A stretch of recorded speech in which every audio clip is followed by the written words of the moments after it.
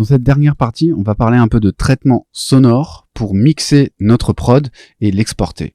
Donc, pour ce qui est du traitement sonore, on va commencer par bien router et bien structurer notre projet. Ça va être la première étape. Donc pour ça, on va aller dans notre channel rack et on va retirer le filtre ici, puisque là, il m'affiche uniquement les pistes audio. Je vais lui demander de tout m'afficher. Et on va vérifier, déjà dans un premier temps, si toutes nos pistes sont bien routées dans des inserts de la table de mixage. Ici, on voit que c'est le cas. Toutes nos pistes sont bien routées. Donc ça, c'est la première chose à vérifier. On ne doit pas avoir de pistes qui partent directement vers le master. On veut vraiment éviter ce scénario.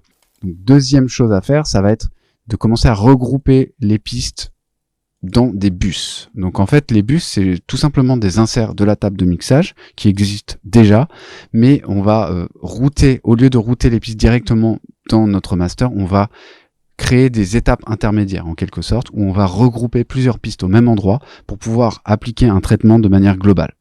Donc par exemple, notre kick, lui, il va rester, pour l'instant, il va rester tout seul. La snare, elle va partir dans un bus. Donc c'est le bus qui va contenir toutes les percus en fait.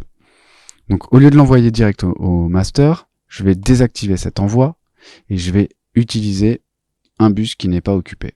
Par exemple le bus numéro 16. Donc ce bus numéro 16, je vais le renommer, je vais l'appeler drums. Et je vais le mettre en majuscule, comme ça je sais que c'est un bus. Et du coup, cette snare, elle va partir dans le bus drums. Même chose pour les hi-hat, ils vont pas partir dans le master, ils vont partir dans les drums. Voilà. En l'occurrence ici, j'ai pas beaucoup de drums, donc c'est pas extrêmement significatif ce que je suis en train de faire, mais dans certaines prods, quand on commence à avoir 10-20 pistes différentes pour les drums, ça a vraiment du sens de les regrouper dans un bus commun, ne serait-ce que parce que quand on souhaite muter nos drums, on a juste à cliquer là, et ça mute tous nos drums. On n'est pas obligé d'aller s'embêter à décocher, on va dire, toutes les pistes de drums de notre projet. C'est quand même beaucoup plus simple. Et puis en termes de traitement, si on veut ajouter par exemple un effet de saturation sur les drums, on le fait directement à ce niveau-là et ça nous évite d'avoir à mettre l'effet sur 4, 5, 6 pistes différentes. Et en fait là on applique l'effet une seule fois. Ça nous permet d'économiser des ressources et ça nous permet aussi de créer une certaine glu dans le son. Ça nous permet de traiter les instruments de manière globale et c'est ça qui nous donne une meilleure cohérence et une sensation que notre mix il est bien compact, il est bien glué. Comme on dit ça colle les instruments les uns avec les autres et ça donne vraiment l'impression que tous les instruments ils font partie du même mix. Donc ensuite on a notre piste ambiance qui est en fait un synthé. Si je me souviens bien, c'est la piste numéro 4. On va regarder ce qui part dedans. C'est ça, Still Night. Alors c'est donc... Ouais, c'est ce petit pattern-là. Alors lui, l'ambiance, normalement, il doit partir dans mon bus accord sidechain. Donc c'est bon. On est bon. Lui, il est déjà routé, en fait. Il part dans un bus. En fait, mon accord sidechain, c'est déjà un bus en tant que tel. Donc je vais le renommer et je vais du coup accord sidechain, je vais le mettre en majuscule. Ça me permettra tout simplement de savoir que c'est un bus. Visuellement, c'est important de bien se repérer. L'insert numéro 5, je suis pas sûr de ce qu'il y a dedans. J'ai un FL Keys, mais je m'en suis pas servi en fait. Si, je m'en suis servi, autant pour moi, c'est pour l'intro. C'est le piano de l'intro en fait. Mais non, je m'en suis pas servi, en fait, j'ai un doute. Donc là, c'est le moment aussi, on fait le point sur sur les idées qu'on a abandonnées aussi dans la chanson. Le FL Keys, finalement, je m'en suis pas servi, parce que là, je regarde tous mes patterns, et donc je peux le supprimer. Ce qui veut dire que mon bus 5, il est inutilisé. C'est pas très grave. Donc, pour l'instant, dans mon mixeur, je le laisse comme ça, insert 5. Je vais virer la reverb qu'il y a dessus, puisque ça sert à rien d'avoir des plugins pour rien dans notre session. Ensuite, on a notre bus sub. Et c'est là où ça va être intéressant, c'est que en fait, notre bus sub, on va le regrouper avec notre kick. Comme ça, on va pouvoir traiter le kick et le sub ensemble. Tout simplement parce que c'est les deux éléments les plus graves de notre mix. Et donc, on va pouvoir les gluer ensemble en les regroupant dans un bus commun. Donc pour ça, on va passer sur un bus qui ne sert pas. Donc on va prendre le insert 12 et on va renommer cet insert par exemple kick, je vais mettre en majuscule, plus sub. Et donc, on va envoyer le kick dedans. Donc au lieu de l'envoyer au master, on l'envoie dans kick plus sub. Et même chose pour notre basse sub qui va partir non pas vers le master, mais vers notre bus kick plus sub. Donc pour l'instant, ça va rien changer au son, hein. Le son va être exactement le même. C'est juste que on est plus organisé dans la structure. Notre saw, lui, il part dans les accords plus sidechain, donc on est bon. Ensuite, on a les chœurs. Les chœurs, et ben ils partent en accord plus sidechain normalement, puisque ça fait partie aussi de la partie accord. Donc je le mets dedans. Et pareil pour ce petit truc de l'intro là, cette espèce de piano bizarre. Je vais le renommer piano, même si ça ressemble pas vraiment à un piano. Au moins, ça me permet de me souvenir. D'ailleurs, je vais dire piano intro. Comme ça, au moins, c'est clair. Je me souviens ce que c'est. Et donc, lui, je vais le mettre aussi dans le bus... non pas le bus chœur, mais le bus accord sidechain. Voilà. Ah oui, mais alors non, ça ne marche pas. Autant pour moi parce que j'avais mis un equalizer et là pour le coup pour l'intro, j'ai pas trop envie de retirer les basses. Donc lui, ça va être l'exception qui confirme la règle. Vu qu'il est tout seul dans l'intro, je vais le mettre vers le master. C'est pas très grave. C'est la seule piste pour laquelle je ferai ça a priori. Et après pour les accords ici, les chords, eux ils partent dans le bus accord sidechain, donc on est bon. Et je crois qu'on a fait le tour, hein, parce qu'on a l'insert 13. On n'a rien dedans. Et après, c'est 14, 15. On a nos FX et nos cymbales. Donc maintenant, nos FX et nos cymbales, en fait, la question, c'est que soit on les route direct vers le master, soit on se dit, on va les mettre dans les drums, parce que ça fait un peu office de drums. Donc on va faire ça. On va, au lieu de les envoyer direct vers le master, on va les envoyer vers les drums. Où sont-ils? Ils sont là. Donc ils sont en piste 16. Voilà. Et pareil pour les cymbales, on les envoie vers les drums et pas vers le master. Donc voilà, on a fini le routage de notre projet. Honnêtement, il y a beaucoup de gens qui font pas ça parce que ça peut paraître un peu technique et peut-être un peu barbant, c'est pas hyper passionnant, mais en fait ça fait une grosse différence parce que maintenant quand on va lire notre projet, tout est bien routé dans des bus et du coup ça va être facile après de mixer, ça va être super facile. D'ailleurs quand on met en lecture notre projet, maintenant si je clique ici et j'ai muté mes drums en une seule étape, si je veux virer le kick et la basse, je vire kick plus sub, j'ai mes accords. Et j'ai encore ma petite boîte à musique là. Alors je sais pas pourquoi est-ce ça. Ah oui non, parce qu'en fait ils sont là. Voilà, les accords sidechain ils sont là. Donc on voit vraiment les éléments, ils sont bien séparés, ils sont bien regroupés aussi. Donc on a clairement 3 sections. Ça nous permet aussi de distinguer quelles sont les sections importantes de la chanson. On a les drums, on a le kick plus sub et on a les accords sidechain. Voilà les 3 principaux éléments, les 3 principaux bus qui vont ensuite être regroupés au master. Et quand on va mixer, en fait, on va faire des automations, on va faire des ajustements de volume, éventuellement des ajustements d'équalisation, de dynamique, mais on va le faire en priorité sur des bus. Puisque quand on veut faire des variations de volume, pourquoi s'embêter à le faire 3-4 fois sur plusieurs pistes, alors qu'on pourrait le faire simplement sur une piste? Si ça concerne les accords, autant le faire directement au niveau du bus. Et on gagne quand même pas mal de temps.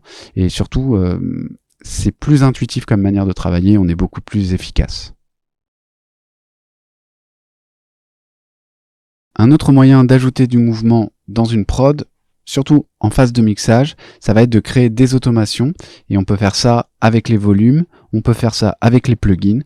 Par exemple, on peut automatiser un filtre, donc on peut faire bouger ce paramètre de manière dynamique dans le temps et ce de manière automatique, donc on n'a pas besoin d'intervenir. Une fois qu'on a programmé l'automation, ça va être enregistré et ça va être permanent. Donc c'est vraiment quelque chose de très pratique et de très utilisé en musique urbaine, en musique électro. Et donc, on va voir ça tout de suite. Donc, ce qu'on va faire ici, pour resituer un petit peu nos effets, c'est au niveau des bus, puisque là, on a bien routé nos différentes pistes dans des bus.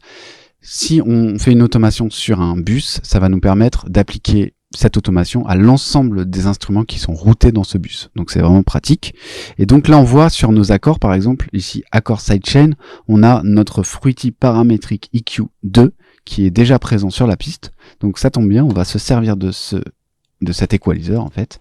Et donc on a un filtre ici, on voit qu'on avait mis un filtre low pass. Donc on voit l'information ici en haut à gauche de l'écran. Il nous dit que c'est un bande 7 de type low pass. Et du coup, cette fréquence de coupure, on va pouvoir l'automatiser. C'est ça qui est intéressant. Donc, pour faire ça, on va aller sur le paramètre qu'on souhaite automatiser. Ici, en l'occurrence, c'est la fréquence de ce filtre que je souhaite déplacer.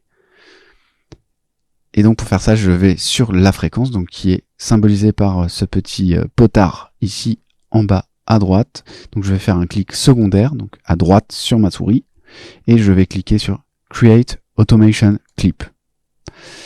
Et maintenant, quand on va aller dans le Channel Rack, c'est magnifique parce qu'il nous a créé une nouvelle piste qui est en fait une piste d'automation.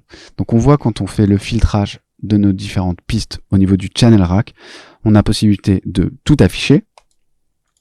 On a possibilité d'afficher seulement les pistes audio ou éventuellement les automations. Donc là, on voit que c'est un type de piste différente puisque on n'a pas vraiment de routage en fait pour cette automation, ce qui est logique. C'est pas de l'audio, c'est juste un mouvement en fait, ça va permettre de faire bouger certains paramètres. Donc là, on a assigné, on voit bien quand on clique sur l'automation que on a assigné ce clip d'automation à notre paramètre EQ2, donc la bande de fréquence numéro 7. Il nous donne les infos. Donc ça, c'est pas mal. Et donc cette automation, on va pouvoir la placer dans la playlist. Et on voit d'ailleurs qu'elle est insérée de base dans notre playlist, ce qui va nous permettre d'animer en fait ce filtre tout au long de la chanson. Donc c'est vraiment super pratique. Et moi, ce que je pensais faire, c'était créer déjà des points sur cette courbe pour pouvoir modifier après le filtre. Et pour créer des points, c'est très simple, il suffit de faire un clic secondaire. Donc un clic avec le bouton droite de la souris. On va zoomer un peu pour faire ça.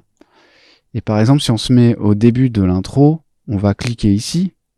Je vais juste vérifier que j'ai quand même un petit peu de magnétisme. Ouais, j'ai du magnétisme, donc on est bon. On va zoomer un peu sur la piste aussi, comme ça, verticalement, ça nous permet de mieux voir ce qu'on fait.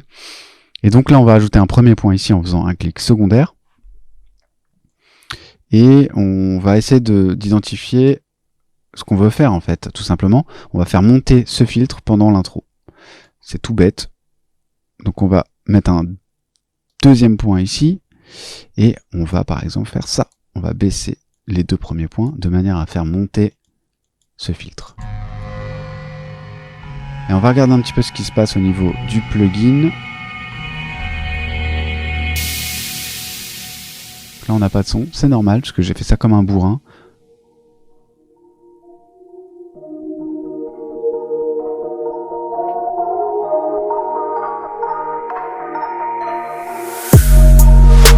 Ok, donc c'est raté, mais on voit que ça marche. C'est déjà une première chose.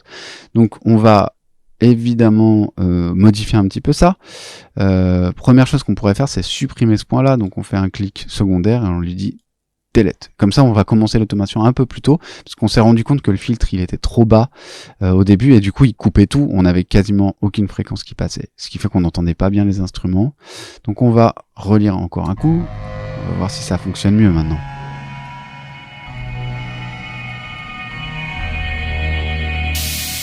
Et non, on n'a toujours rien. Donc maintenant, on va devoir modifier un petit peu le point d'entrée, parce que je l'ai mis tout en bas, mais là, du coup, au lieu de le mettre à 0, on va le mettre à 25, par exemple, 25%.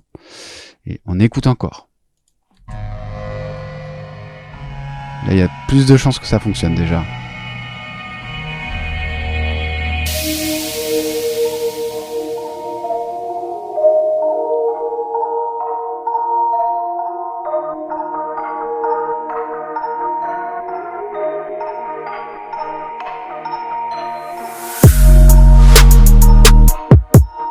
Alors ça marche, mais il y a un moment où c'est un peu nasillard, parce que en fait cette petite bosse de fréquence ici, c'est la résonance. Donc là c'est l'autre paramètre qui est à 32% là, et je trouve que ça sonne pas bien quand elle est là. Ça sonne bien quand elle est là, mais ça sonne pas bien quand elle est là. Donc ce qu'on va faire, c'est qu'on va également créer une automation pour ce deuxième paramètre qui est la BW, donc band width, c'est la largeur de la bande. Donc on va faire un clic secondaire, on va lui dire de créer un clip d'automation. Et ensuite, on va avoir un nouveau clip d'automation disponible dans notre timeline, dans notre playlist.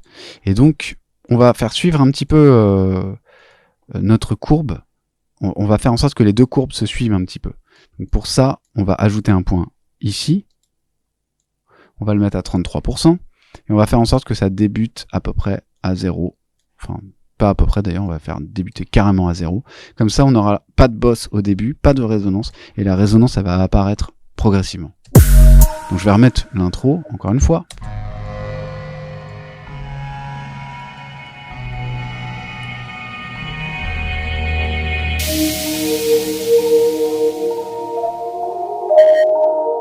C'est bizarre parce que j'ai... Ah mais non, en fait, ouais d'accord, ok. En fait, je me suis pas mal planté parce qu'en fait, c'était pas à 0 qu'il fallait mettre, parce qu'à 0, en fait, ça crée un pic encore plus marqué. C'est pour ça que je me disais, c'est bizarre, je me suis complètement buggé. Donc en fait, non, il faut pas que je le démarre à 0, mais à 50. C'est pas très intuitif, mais on comprend les erreurs. Donc je recommence. Voilà, là on est bon. On voit que la bosse, elle est plus là.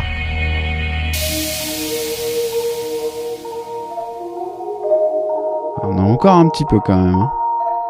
Ok, donc c'est mieux, mais c'est pas parfait encore. Donc ce qu'on va faire, c'est qu'on va changer la forme de l'onde et on va faire apparaître la résonance seulement à la toute fin en fait. Donc là on peut décaler non seulement les points mais aussi on peut utiliser de la tension. Donc c'est-à-dire qu'on peut créer quelque chose de plutôt exponentiel ou quelque chose de plutôt logarithmique en gros. Ça change la courbure de la pente. Et du coup, si on fait ça, ça veut dire qu'on va tout de suite avoir de la résonance. Et si on fait ça, ça veut dire que la résonance va arriver beaucoup plus tard. Donc je pense que ça devrait mieux marcher.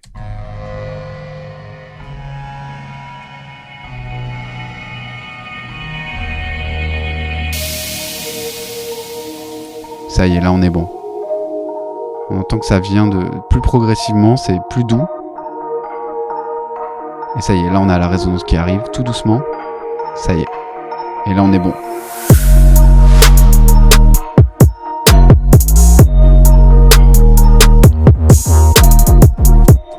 Nickel. Donc ça, c'est un effet très classique, l'effet de filtrage, mais on a vu que c'est pas si simple que ça parce qu'il faut non seulement bien gérer le timing de notre filtre, il faut aussi éventuellement gérer le timing de la résonance parce que parfois une résonance va bien marcher dans une zone de fréquence mais pas dans une autre. Et donc forcément quand on déplace un filtre, eh ben il y a des moments où ça frotte un peu, ça va créer un côté un peu nasillard ou un côté un peu brouillon parfois. Donc c'est pour ça il faut pas hésiter à automatiser plusieurs paramètres pour faire une seule automation finalement. Donc là j'ai automatisé 2 paramètres pour faire une automation qui est finalement un peu plus complexe que prévu mais qui fonctionne bien quand même pour cette intro. Et bien entendu on peut simplement faire des automations de volume. Donc ça c'est la base de l'automation je dirais. C'est si vous voulez faire bouger vos volumes dans le temps. Par exemple on reste sur cette piste d'accord sidechain. On pourrait créer un clip d'automation en faisant par exemple un clic secondaire au niveau du fader du mixeur dans FL, et donc on va lui dire crée-moi un clip d'automation, et normalement quand on va au niveau de notre playlist, on a encore un nouveau clip qui vient de s'ajouter, et cette fois-ci on est sur le volume de nos accords. Donc on peut se dire bah tiens on va commencer avec un peu plus de volume puisque il a tendance à être un peu moins fort quand il est filtré. Bah, juste pour compenser ça, on va donner un petit boost de volume au début de l'intro. Bon là en l'occurrence il n'y a pas grand chose dans le bus, c'est là que ça commence en fait, c'est au milieu, mesure 5.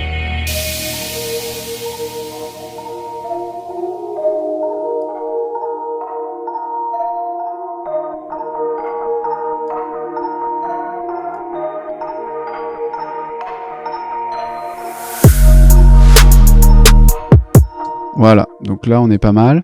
J'ai remarqué aussi qu'il me faisait bouger les points un peu là. Ils sont pas bien droits. Alors je sais pas pourquoi. Voilà, là je pense qu'on est bon. Juste pour vérifier que ça bouge pas après. Hein. On veut que ça bouge que à l'endroit où on a fait notre automation. On voit que celui-là il est pas droit. Je sais pas pourquoi. 75 et là on est à combien? 72. Ok, je vais le mettre à 75.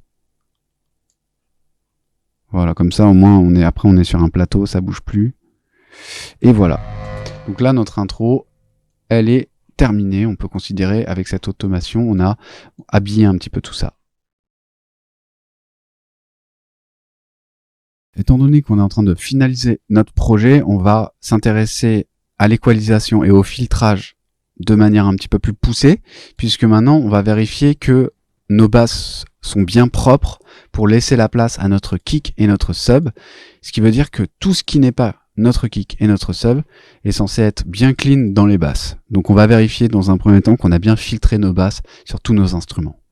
Donc le bus principal, c'est le accord sidechain, et on voit ici qu'on avait déjà filtré pas mal de basses.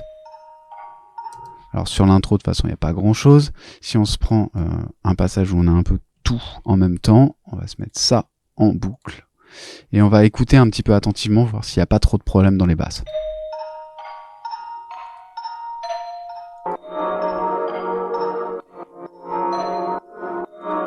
Par rapport à si je désactive ça, là on entend le problème. On entend que ça prend trop de place dans les basses, et si on met après le kick et le sub, ça va baver en fait.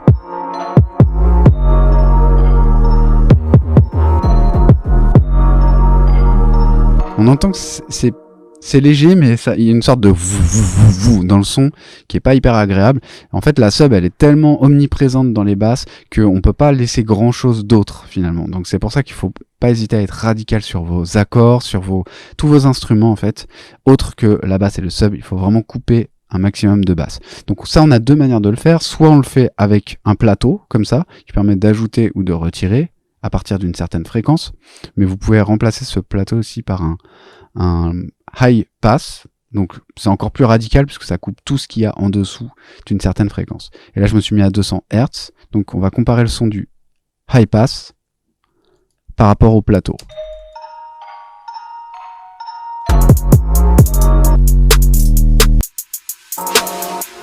Voilà, on va se mettre comme ça, je mets pas la basse pour l'instant.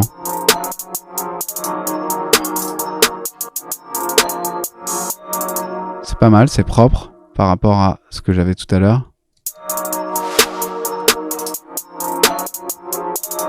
Alors, c'est légèrement moins propre, je trouve que c'est un peu trop nasillard pour le coup. Donc là, ça dépend des cas, mais je trouve que là, ici, le high pass, il marche mieux. C'est plus doux comme son. Ouais, c'est plus aérien. C'est léger la différence, mais je trouve que ça permet vraiment d'avoir un son qui s'éteint progressivement dans les basses, et du coup, c'est doux, c'est bien dans les médiums, c'est condensé dans les médiums, ce qui fait que la basse et le kick, enfin le sub et le kick, ils sont vraiment tout seuls dans les basses, ils sont tranquilles, ils n'ont pas de concurrence en quelque sorte. Donc ça, c'est bon, on a bien géré ce niveau-là. On voit qu'on a des high mid, mais on n'a pas trop d'aigus, parce qu'en fait, les aigus, ils vont surtout être occupés par nos hi-hat et notre snare, en fait. Donc, c'est nos éléments percussifs qui vont venir vraiment occuper la partie la plus aiguë. Et donc, le fait de filtrer des aigus au niveau de nos synthés, eh bien, ça nous permet de libérer aussi de la place pour le hi-hat. Donc, maintenant, on peut s'intéresser au... Qu'est-ce qu'il nous reste à équaliser, en fait, là-dedans? Ah oui, je voulais m'occuper de ce petit... cette petite boîte à musique, là. Je trouve qu'elle manque un petit peu de brillance, peut-être.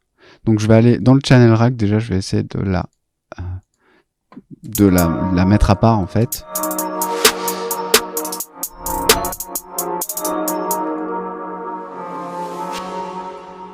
Je ne la trouve pas. Voilà, elle est là. Donc là, elle part en piste numéro 8 directement. Donc la piste numéro 8, malheureusement, c'est notre piste, c'est notre bus en fait. Ce qui veut dire qu'elle part direct vers le bus. Je peux pas lui appliquer des effets directement ici. Et vu que j'ai pas d'effet directement sur mon plugin, à ce niveau-là, dans Labs, je vais être obligé de créer une étape intermédiaire pour pouvoir lui appliquer des effets. Donc au lieu de l'envoyer direct en 8, je vais l'envoyer d'abord dans une piste qui n'est pas utilisée. Je crois que la 5 n'était pas utilisée, donc ça tombe bien. Je vais utiliser la piste 5. Et sur cette piste 5, je vais lui mettre, par exemple... Bon, on va pas changer, on va se mettre un paramétrique EQ. Mais vu que c'est l'élément le plus aigu de la partie synthé, on va dire, on va pas hésiter, lui, à lui rajouter un peu d'aigu quand même, parce que je trouve que ça manque un peu de brillance. Donc on va se mettre par exemple un petit boost, et on va se mettre aux alentours de, je sais pas, 7000, un truc comme ça, plus haut que le reste. L'idée c'est que ce soit l'élément qui se distingue un petit peu du reste. Par contre, on va filtrer des basses. Parce que là, il part plus dans le bus sidechain accord. Du coup, il va forcément avoir un peu plus de basses que tout à l'heure. Donc, je vais remettre un filtre dans les basses. Et là, je pense qu'on devrait être pas mal. D'ailleurs, le filtre, on peut le mettre encore plus haut. Je peux le mettre à 400 Hz là-dessus, parce que c'est très aigu comme son. Donc. Et là, je pense qu'on est pas mal.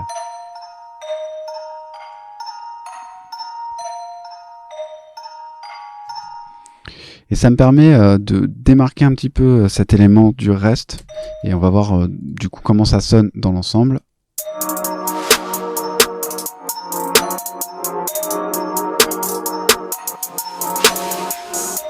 Ok, c'est pas mal, mais il y a quand même, pour le coup, un peu trop d'extrême aigu par rapport au reste. Donc je vais quand même lui mettre un petit low pass. Donc je vais aller chercher le low pass ici. Donc tout à droite, c'est la bande bleue foncée. Voilà. Et donc ce low pass, je vais le mettre vraiment aigu. Je vais le mettre à 7000 par exemple, ou 8000. Allez, on va se mettre à 8000. Et on va pas lui mettre une pente trop raide non plus. Parce que là, on peut régler la pente, en fait. Elle peut être très très raide comme ça, ce qui veut dire qu'on coupe brutalement tous les aigus. Ou alors, on peut mettre une pente un peu plus cool comme ça. Je pense que ça sonnera mieux. Voilà, ça c'est le son qu'on a par rapport à ce qu'on avait avant. C'est un peu étouffé. Et là, c'est un petit peu plus net. D'ailleurs, je me dis qu'on peut rajouter encore un poil plus d'aigus. On peut y aller à 9 dB par exemple. Et au niveau du filtre, ici, on peut tester différentes formes. Je vais essayer une forme comme ça, un peu plus raide. Ouais, je pense que ce sera plus efficace. On va tester dans l'ensemble.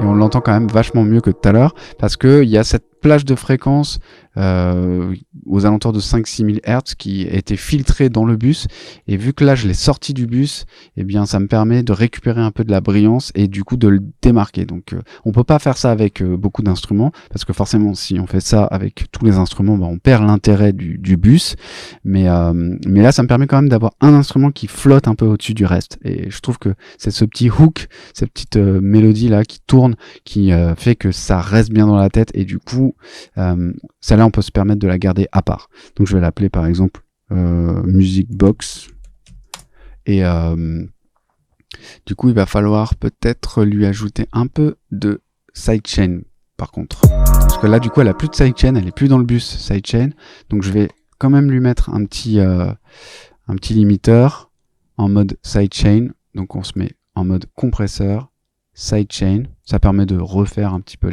les étapes. Donc il faut envoyer notre kick vers cette piste là en désactivant le volume, et ensuite on peut activer le sidechain.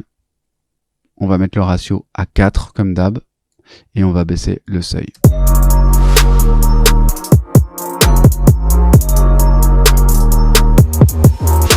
Alors du coup je vais me permettre de mettre un peu moins de sidechain sur cet élément que sur le reste. Le reste j'avais mis le seuil à moins 24, et là je vais le mettre à moins 30 j'avais mis, et là je vais le mettre à moins 24, comme ça me permet d'avoir moins de sidechain sur cet élément, et encore une fois ça me permet de le placer un petit peu plus devant.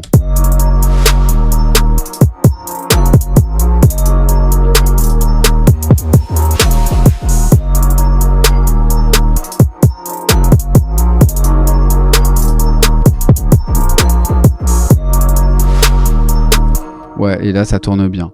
D'ailleurs j'en profite pour préciser, j'ai rajouté tout à l'heure une petite variation dans la sub que je trouvais trop, toujours pareil.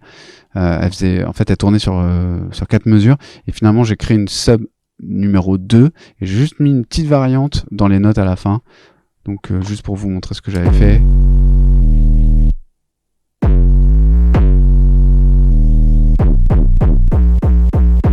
Par rapport à la première qui fait ça. C'est juste les dernières notes qui changent. Donc là on va dans les aigus, et la deuxième loop en fait on va dans les graves, ce qui fait que c'est moins lassant.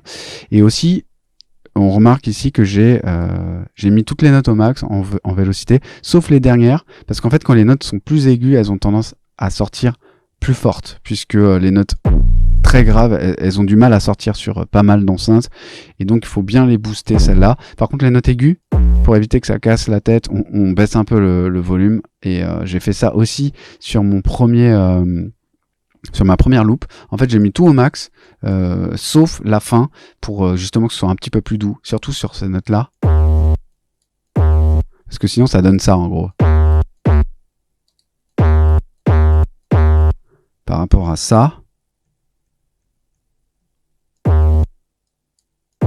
c'est léger hein, la différence, mais voilà, ça donne une petite nuance, je trouve, qui fait que c'est moins lassant. En phase de mixage, on a aussi possibilité de créer des envois d'effets pour créer notamment des reverbs et des délais groupés sur plusieurs pistes. Et donc c'est une stratégie de routage qu'on n'a pas évoquée encore pour le moment. Donc on va voir un cas précis, c'est sur ma petite boîte à musique encore, donc sur celle-ci. J'aimerais bien lui ajouter un délai, mais en vrai j'ai deux manières de faire pour le délai. Il y a la manière, on va dire un peu flemmarde, c'est d'ajouter le délai directement sur la piste, donc ça fonctionne. Par exemple on se met le délai là, on choisit un timing, et ensuite on règle la quantité de délai par rapport à notre dry. Donc là j'ai le dry, c'est le signal normal, et je baisse mon wet pour régler en fait la quantité de délai.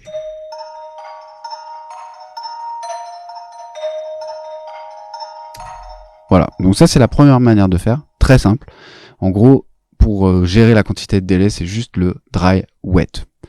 Deuxième stratégie, ça consiste à créer en fait un bus supplémentaire qui va être en fait un bus parallèle. Pour l'instant, on a fonctionné en série, c'est-à-dire qu'on envoyait les pistes dans des bus sans les envoyer vers le master. Ce qui veut dire que c'est le bus qui va aller vers le master, et donc il n'y a pas de double envoi en fait. La piste elle part dans un bus, mais elle part pas vers le master. Et quand on crée un send, donc un envoi, c'est une stratégie qui est différente, puisque la piste elle va partir non seulement vers le master, ou bien vers un bus, c'est possible, mais aussi vers la piste d'effet en question. Donc là ça peut être un délai, ça peut être une reverb, et elle va partir en parallèle dans les deux. Donc le signal il va être splitté en deux. Il va partir non seulement vers la destination qui est sa destination de base, donc ça peut être le master, ça peut être un bus, mais aussi vers la piste d'effet. Donc c'est ça qu'on va faire maintenant sur notre boîte à musique. On voit qu'elle part vers le master direct. Donc ça on va le garder. Pour une fois on va garder cet envoi.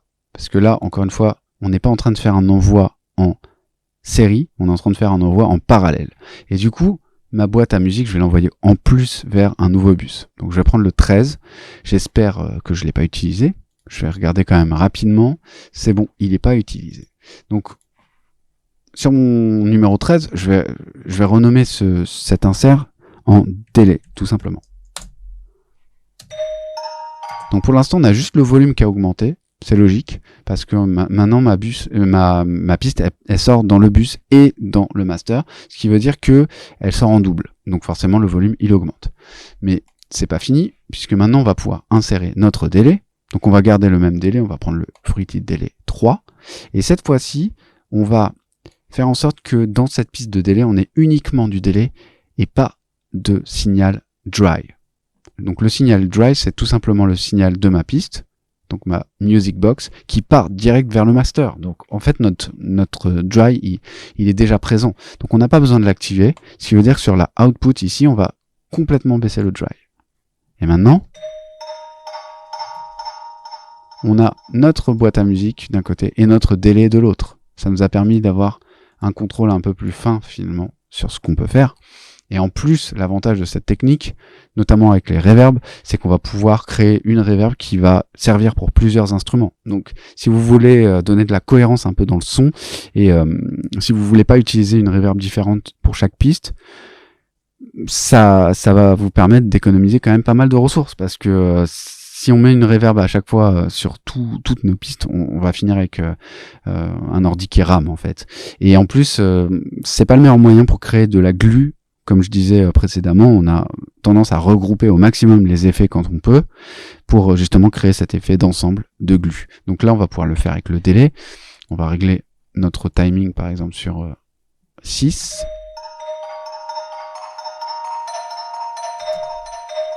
Voilà, ça crée un truc assez intéressant. Je vais le mettre en mode ping-pong, on va tester. Voilà, ça crée un peu plus de stéréo. C'est un peu plus intéressant. On va mettre du cut-off aussi pour couper les fréquences aiguës. On va le mettre par exemple à 2500 Hz.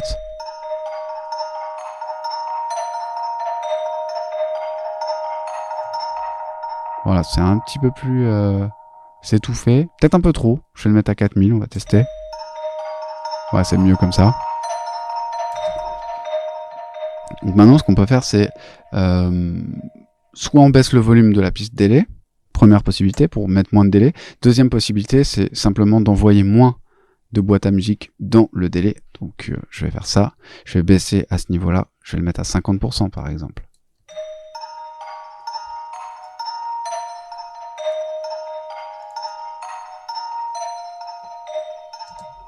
Voilà, ça marche bien. Si on veut en mettre moins, on peut réduire encore un peu. Et là, je pense qu'on est pas mal. C'est presque trop subtil. Je vais en mettre un peu plus quand même.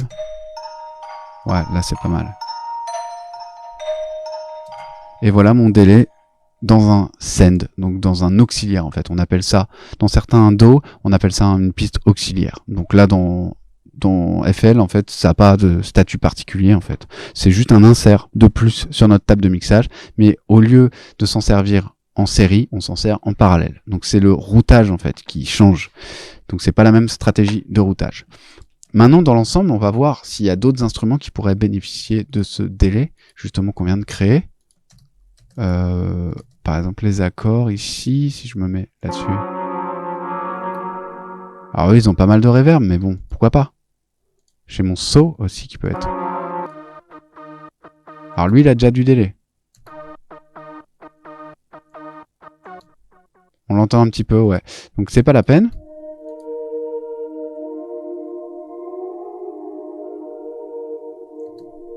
Pourquoi pas en mettre là-dessus, hein. C'est déjà pas mal noyé de reverb, mais bon, c'est pour justifier un peu le fait d'avoir créé un send. Donc je vais router cette ambiance, non seulement dans le bus accord sidechain, mais aussi dans mon bus délai. Comme ça, ça va me permettre d'épaissir encore un petit peu plus ce son. Et bien sûr, je vais baisser l'envoi parce que là, j'en ai mis un peu trop. Je vais mettre à 33% par exemple.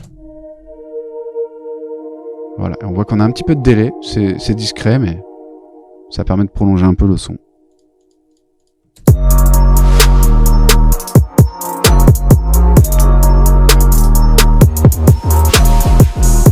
Et donc on pourrait faire la même chose avec les reverbs. Donc pour ça, qu'est-ce que je pourrais faire? Je pourrais mettre un peu de reverb sur le hi-hat, pourquoi pas. Je crois que j'avais déjà mis de la reverb. Ah oui, alors là, la reverb sur les cymbales, je l'avais mise en direct sur la piste. Donc j'avais fait la stratégie feignant, entre guillemets. Donc je l'ai mis en direct, en fait, sur les slots d'effet. Mais on pourrait très bien se dire que pour les hi-hats et la snare, on va se mettre une petite reverb. Et du coup, cette reverb, on va se la mettre en 17. Donc on va faire la même chose, mais cette fois-ci, au lieu de le faire pour un délai, on le fait pour une reverb, juste pour montrer que ça peut servir aussi pour les reverbs. Donc là, je route mon hi-hat en plus d'aller dans le bus drums, il va partir dans le bus 17. Je vais mettre l'envoi à 33%, parce que ça marche bien en général. On va renommer ça en RVB drums, donc reverb drums. Et du coup, je vais faire la même chose pour la snare. Pas en RVB drums. Alors pour l'instant, bien sûr, on a le volume qui a augmenté, tout simplement parce qu'on n'a pas mis de reverb.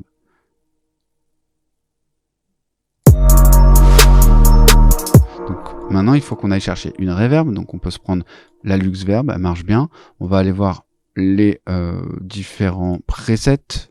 Donc on va se prendre un truc un peu adapté pour les drums. Pas trop long. Drum plate, pourquoi pas. C'est pas mal. Il faut juste que je regarde si j'ai du dry. Ouais, j'ai du dry. Donc là, c'est important de désactiver le dry. Très important. Donc on entend que ça rajoute de la brillance et du sustain un peu à nos drums. Je vais mettre la largeur au max. Et là, pour le coup, je trouve que c'est trop marqué, donc on va retirer. Je vais en mettre à je sais pas, 17% par exemple, ou 12 même. Je vais en mettre encore moins.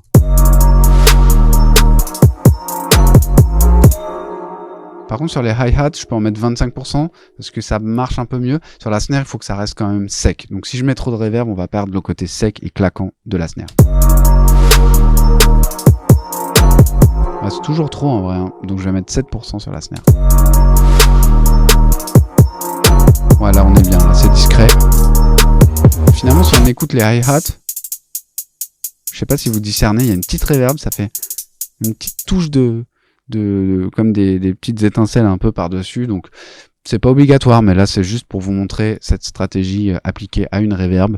Donc en gros, ce qu'il faut retenir, que ce soit pour les délais ou les reverbs, si vous voulez les mettre en envoi dans une piste dédiée de votre mixeur, il faudra bien penser à désactiver le dry, pardon, je suis en train de dire des bêtises.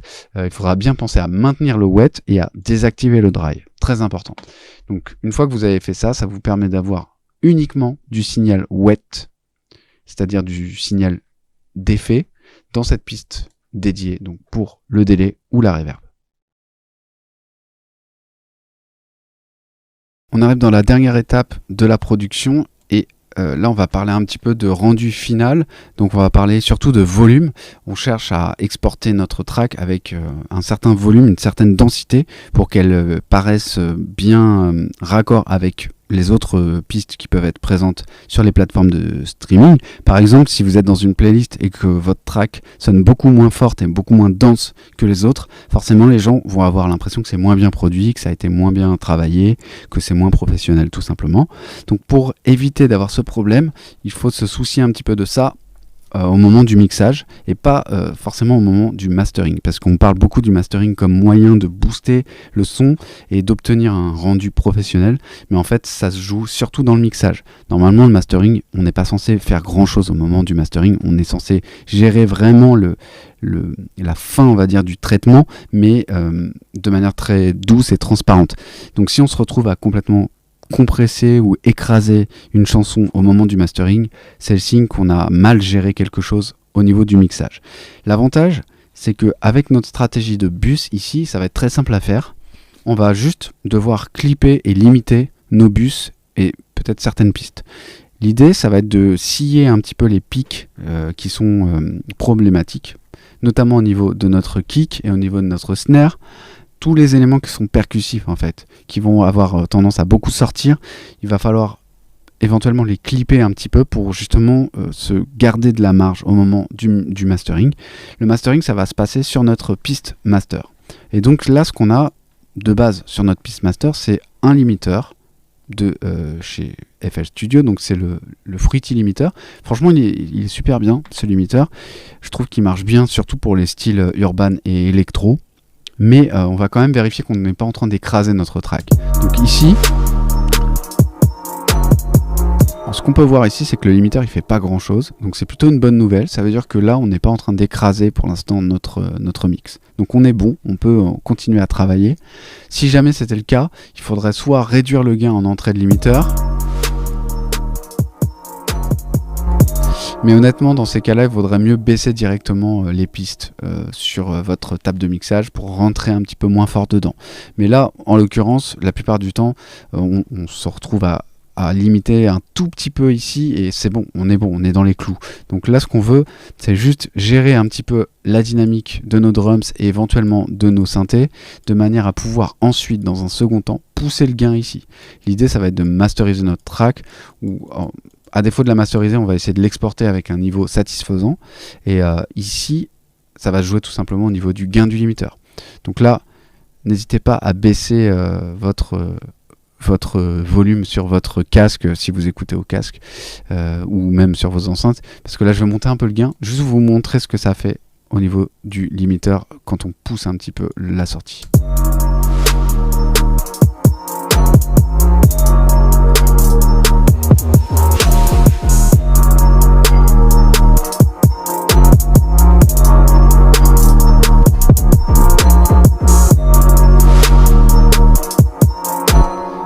Donc là j'ai mis 7 dB de gain et on voit que ça écrase quand même pas mal au niveau des kicks et des snares. Ce qui est logique, c'est les deux éléments les plus dynamiques de notre mix. Et c'est souvent ces éléments-là, enfin je dirais même tout le temps, ces éléments-là qui prennent un peu cher entre guillemets au moment du mastering, parce que forcément quand on booste notre niveau, on va scier les pics qui dépassent, et forcément les pics c'est principalement le kick et la snare.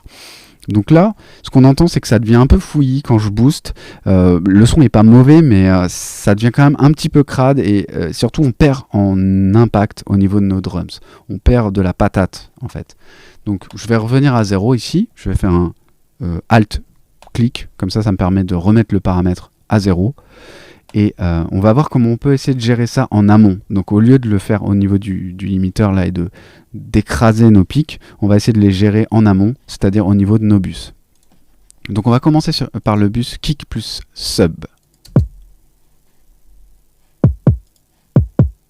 Donc la première possibilité, ça serait tout simplement de mettre un limiteur ici et de déplacer le plafond de notre limiteur. Ça nous permettrait en fait de gérer le haut de la forme d'onde. Là on voit en fait qu'on a nos pics et quand on déplace le ceiling, donc c'est le plafond, on va pouvoir scier un tout petit peu le haut de la courbe. Là on entend qu'on compresse déjà pas mal parce qu'on perd en volume. Donc faut vraiment y aller mollo hein, à ce niveau-là. Par rapport à... Clairement on a plus de volume. Je le remets. Ouais, donc ça marche, mais ça pourrait nous faire perdre pas mal de volume. Donc si on voulait éviter ça, on utiliserait plutôt un clipper. Donc c'est la raison pour laquelle sur les drums, en général, j'utilise pas un limiteur, mais j'utilise plutôt un clipper. C'est un peu plus brutal, mais on perd pas de volume du coup. Ça a le même effet, c'est-à-dire que ça va scier la courbe, mais on perdra pas de volume. Donc c'est vraiment beaucoup plus efficace. Par contre, le limiteur, il va être très efficace sur tout ce qui est bus d'accords, notamment les bus d'accords, donc tout ce qui est instrument autre que les drums. En général, on préférera un limiteur. Donc déjà, pensez à ça. Quand vous êtes en train de traiter vos drums, c'est plutôt un clipper. Et quand vous voulez traiter plutôt des instruments mélodiques, ça sera plutôt un limiteur. Donc là, on va retirer le limiteur et on va aller chercher un clipper. Et ce clipper, malheureusement, on n'en a pas dans FL. On a quand même le soft clipper qui peut faire l'affaire, mais je trouve qu'il n'est pas...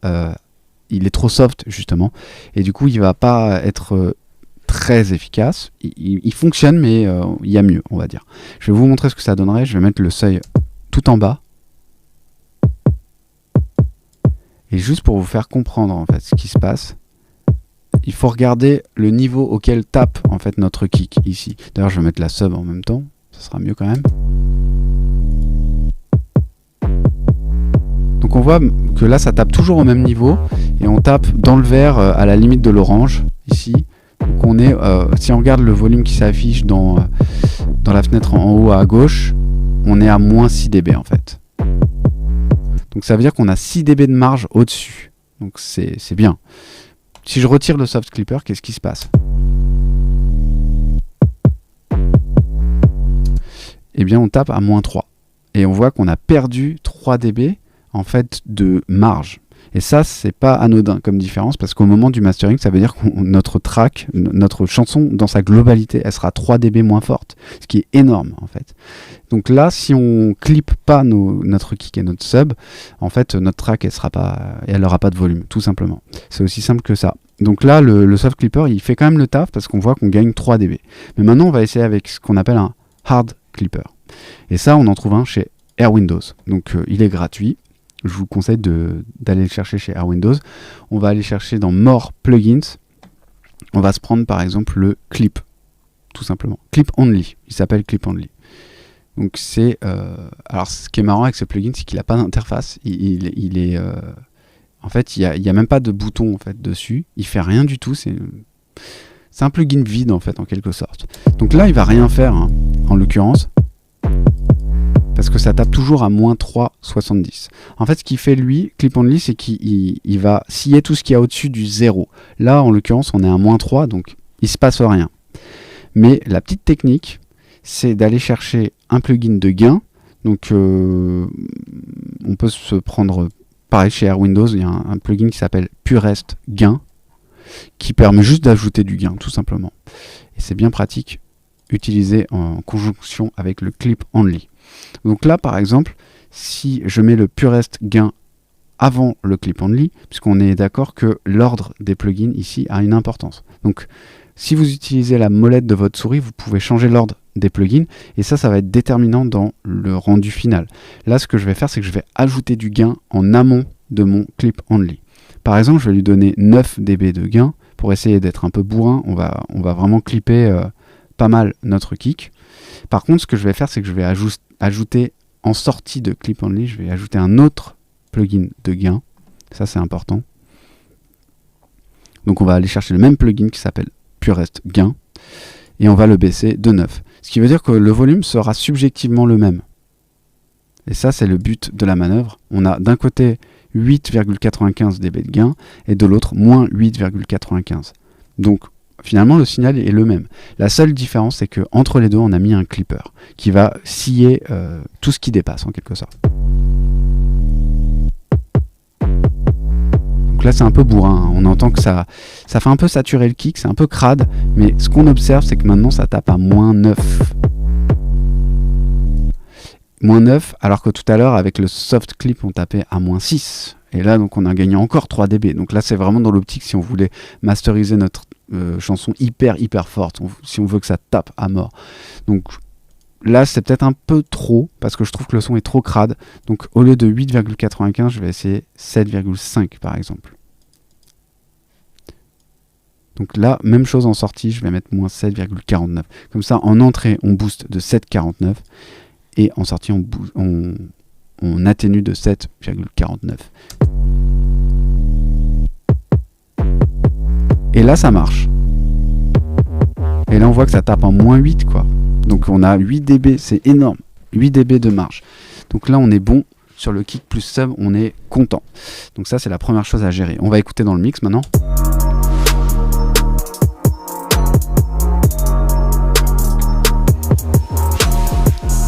Donc si on regarde maintenant au niveau de notre limiteur, ce qui est drôle, c'est qu'on voit même plus les kicks. Tout à l'heure, ils dépassaient, ils étaient plus hauts que la snare, et là, on les voit même plus. Pourtant, le volume du kick, il n'a pas vraiment changé. Par contre, on voit bien la snare. Donc là, on voit que la snare, elle est très problématique, parce qu'elle tape au max, en fait. Elle tape à 0. Donc maintenant, il va falloir qu'on fasse la même chose sur notre bus drums. Donc on va aller chercher notre plugin, donc Purest Gain. Donc voilà, c'est un peu le défaut d'utiliser des plugins gratuits, c'est que c'est un peu moins pratique, mais en même temps, ces plugins sonnent super bien, ils sont hyper transparents, et franchement, moi je les utilise quotidiennement. Donc franchement, j'ai des plugins qui coûtent assez cher finalement pour faire du clipping, et j'utilise aussi régulièrement celui-là, donc c'est bien le signe qu'il n'y a pas besoin de payer un plugin cher pour que ça fasse le taf. Donc là, je vais mettre un Purest Gain à plus 7 dB, 7,5, et en sortie du coup je vais mettre moins 7,5. C'est assez brutal, c'est peut-être too much, mais on va voir. Donc là je me mets un autre Purest Gain en sortie. C'est un peu rébarbatif, mais franchement ça vaut la peine de s'embêter, parce que vous allez voir que derrière ça va être beaucoup plus simple d'avoir du niveau. Donc là je mets moins 7,5 et on écoute ce que ça donne.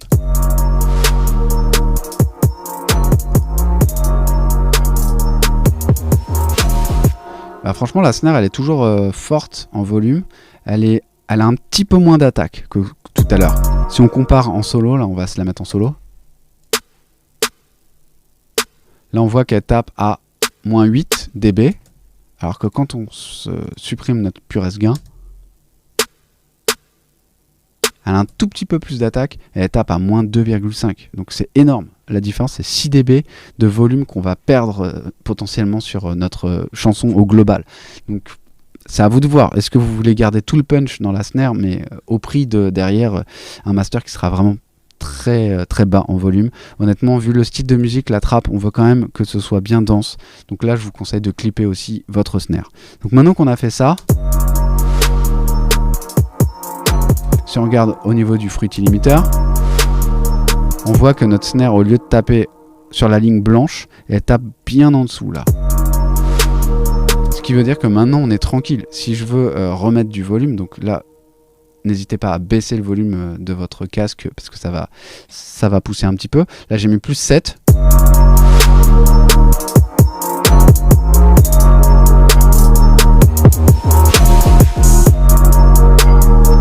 Et là on voit que on a d'autres éléments qui posent problème. On a les synthés là qui sont un peu bordéliques et on entend que la sub est peut-être un peu trop forte aussi. Là je me rends compte en poussant le volume. Donc l'avantage quand on est dans cette phase finale de pousser le mix au max, on se rend compte aussi de certaines choses qui sont mal réglées. Donc là je vais baisser un tout petit peu mon sub, je vais le mettre à 45% au lieu de 50%. Et la deuxième chose que je vais faire, c'est que je vais mettre un limiteur sur mon bus accord sidechain, puisque c'est là où il y a pas mal de bazar encore à ce niveau-là. Donc là, arrivé maintenant, je vais garder un peu de gain sur mon master, peut-être pas 7 dB, je vais mettre à plus 6 et on va écouter un peu le rendu. Ça va nous permettre de mieux se rendre compte de ce qui se passe. Alors du coup, je vais mettre mes accords. Donc je vais retirer kick et drums. Kick, sub et drums. Donc on va aller chercher cette fois-ci un limiteur. On va se prendre le limiteur de FL Studio, donc le Fruity Limiter qui est dans la rubrique Dynamics. On va le laisser en mode limiteur et on va simplement baisser le ceiling, juste de manière à capter un petit peu les pics. Donc là il faut carrément le baisser pas mal parce qu'on voit que le niveau il est assez faible en fait sur ce bus.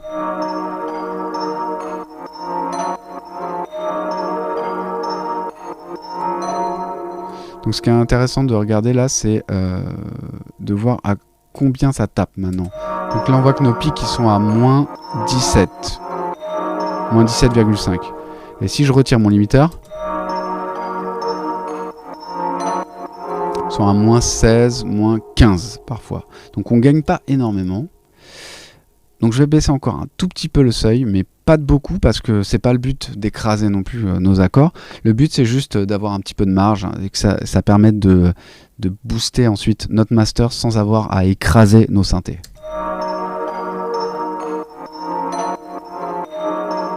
Et là je pense qu'on est pas mal. Là ça tape à moins 19.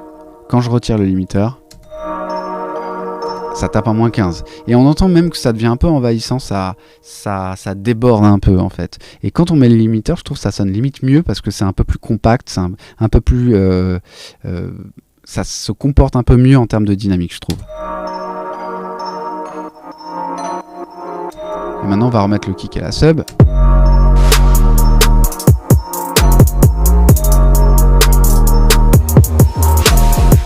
Et là on voit que du coup ça limite beaucoup moins ici en fait. C'est beaucoup plus facile de gérer ça au niveau du limiteur. Donc là je peux remettre encore 1 dB de plus et je pense que ça va passer.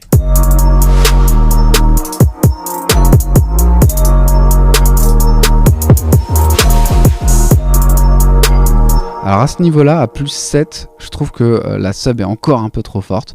Donc c'est assez subjectif, mais je vais essayer de réduire le volume de la sub, sachant que c'est le sub qui va nous bouffer un maximum d'énergie au niveau du master. Donc si vous voulez que votre master il soit un peu plus fort, il ne faudra pas hésiter à baisser votre sub. Mais du coup, vous allez perdre en sub. Donc c'est à vous de voir l'équilibre entre volume final et quantité de basse dans votre mix. Il faut trouver l'équilibre. En fait, il faut vraiment tester plusieurs équilibres. Et l'idée, c'est de conserver cette sensation de grosse basse, bien ronde et bien un peu crade, un peu typique de la trappe en fait. Et en même temps, on veut quand même du volume. Donc il faut vraiment arbitrer entre ces deux éléments qui sont un peu opposés finalement. Et là, on est mieux, je pense.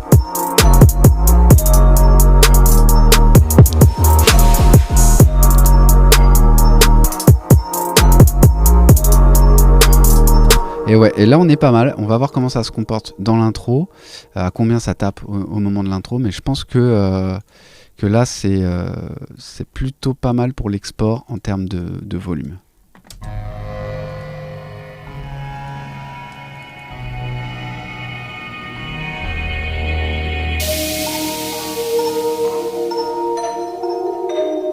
Donc là on est encore loin du zéro, mais c'est normal, c'est l'intro. On va se garder quand même un peu de réserve.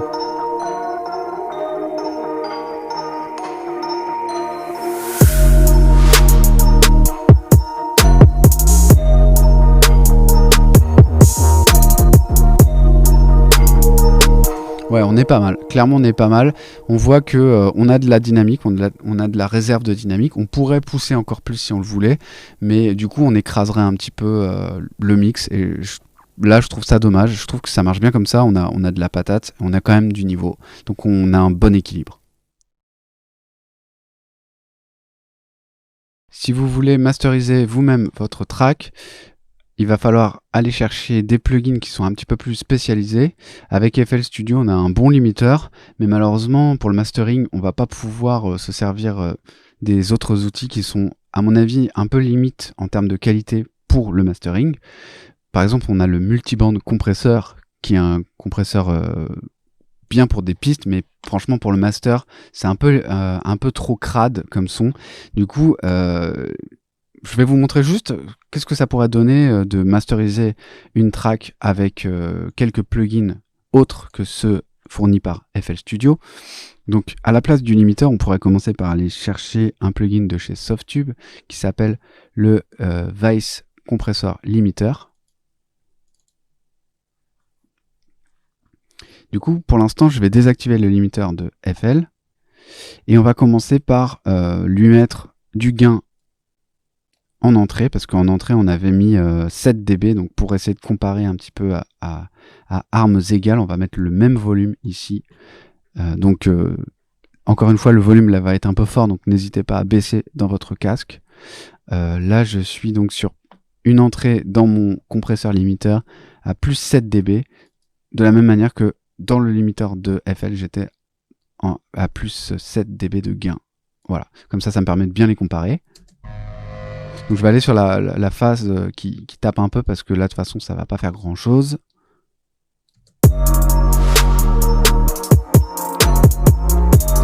Donc lui il a un limiteur et un compresseur dans le même plugin. C'est ça qui est pratique avec le Vice. Il est disponible chez Softube, ce compresseur.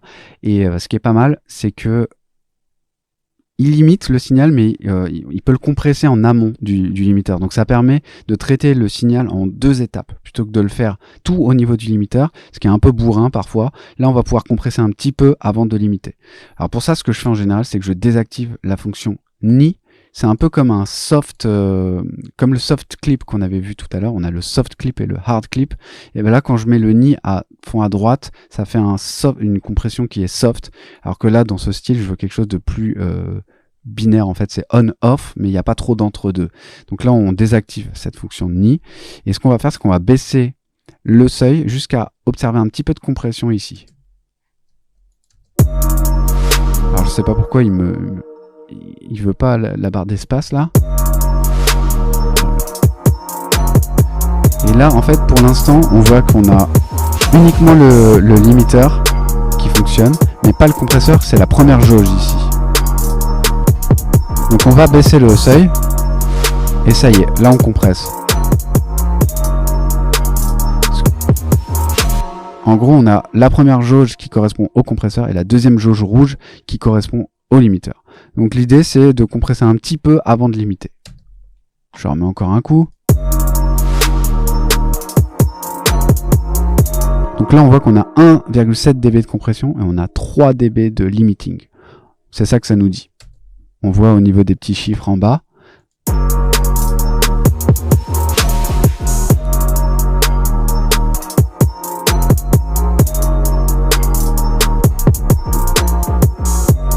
Maintenant, on va comparer par rapport à celui de FL.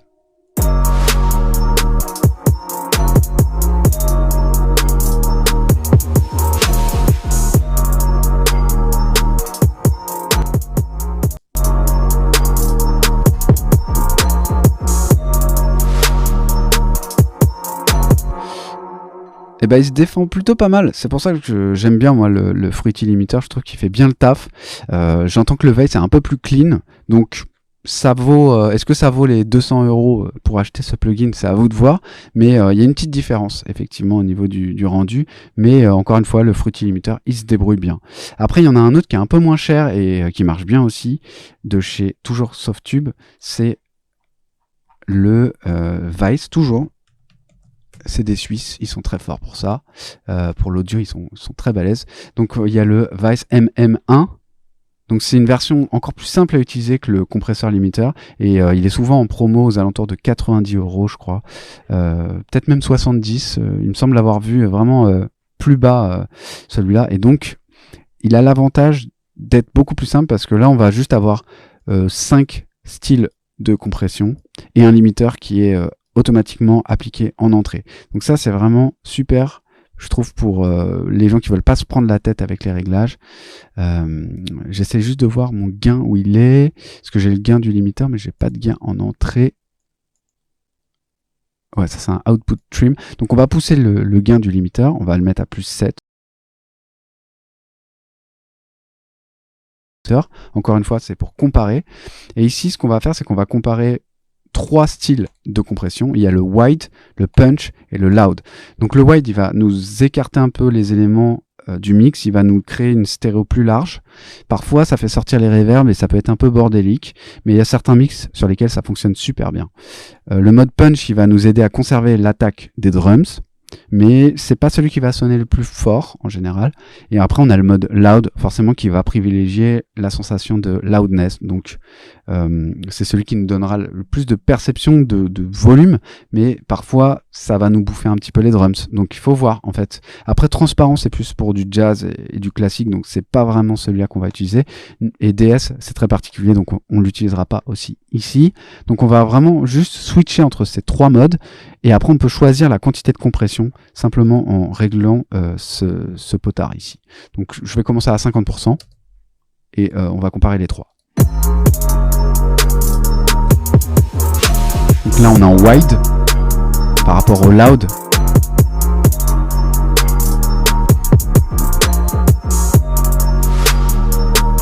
Et punch. Je remets wide.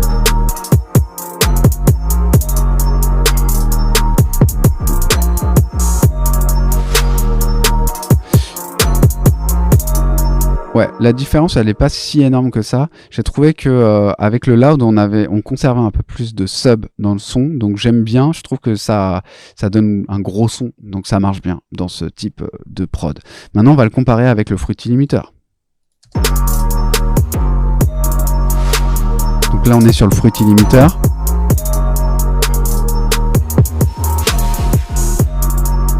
Par rapport au MM1. Ouais. Là j'entends que c'est clairement mieux pour le coup avec le MM1 parce que on a plus d'attaque dans le kick et la snare, et au global on a l'impression que le son il est moins écrasé, donc on gagne quand même pas mal, je trouve. Je me demande si ça marche pas mieux que celui-là pour le coup. Ouais.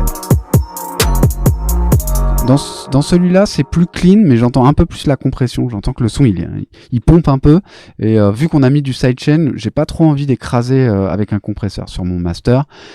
Donc là, j'ai l'impression que des 3, c'est le MM1 qui marche le mieux, en mode loud. Franchement, ça tape bien, et voilà. Et donc après, on pourra même être joueur et se dire, allez, je vais essayer d'aller chercher un dB en plus. C'est pas nécessaire, mais bon, on va faire le test.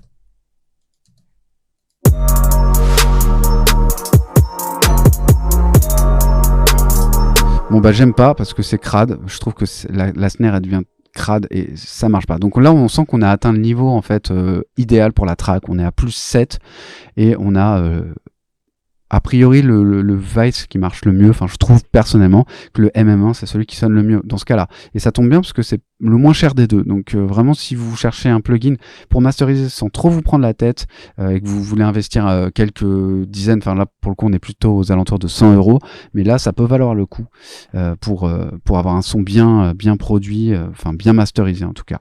Donc ça c'est la première chose. Et juste pour voir en amont ce qu'on pourrait faire avant de mettre ce MM1, on pourrait juste ajouter un autre plugin qui nous permettrait de gérer un petit peu la quantité de sub Parce que c'est vrai que les subs, parfois, elles peuvent nous bouffer beaucoup d'énergie dans le mix, et peut-être que ça rend le résultat un peu trop crade. Et du coup, si on gère les subs au niveau de notre master, dans certains cas, ça nous aide à justement avoir plus de patates et un son plus clean aussi. Donc, ce qu'on peut chercher, je suis en train de réfléchir auquel je vais utiliser. On va utiliser le Oxford Dynamics EQ. Donc, on va le prendre en VST. C'est le Dynamic EQ de chez Sonox. Voilà. Alors celui-là, il n'est pas donné. Je sais plus combien il est. Il doit être aux alentours de 200 € de mémoire. Et j'ai oublié de brancher mon iLok. Voilà. Donc ça, c'est un défaut aussi de ces plugins, c'est qu'il faut brancher un iLok dessus, ou alors avoir un compte chez iLok. Je crois que maintenant, on peut le faire avec le cloud aussi, mais c'est un petit peu plus contraignant parce qu'il y a des protections contre le piratage. J'ai branché mon iLok et voilà, il est content. Donc on peut y aller. Et là on voit cette énorme bosse. Donc on a un aperçu des fréquences de notre mix. C'est pas mal parce que ça nous donne pas mal d'infos. Et clairement là on a une bosse assez prononcée dans les subs, ce qui est logique pour ce style. Mais si on veut pousser notre master, si on voulait par exemple gagner un petit dB, si on voulait vraiment être joueur, là il serait nécessaire de compresser uniquement un tout petit peu la partie grave de notre mix. Donc par exemple, si je me mets à 100 Hz, en fait je vais compresser tout ce qu'il y a en dessous de 100 Hz, ou plutôt équaliser de manière dynamique, mais ça revient un peu à la même chose que la compression dynamique en fait. Donc là c'est très moche ce que j'ai fait, parce que j'ai totalement détruit les subs, mais ça vous donne un aperçu de ce que ça fait quand on le règle mal. Donc là je vais modifier le threshold, c'est le seuil. Plus on le baisse sur la gauche et plus ça va écraser les basses en fait. Là, un mauvais exemple. Voilà, on a l'impression d'une mauvaise radio. Maintenant je le mets à -20.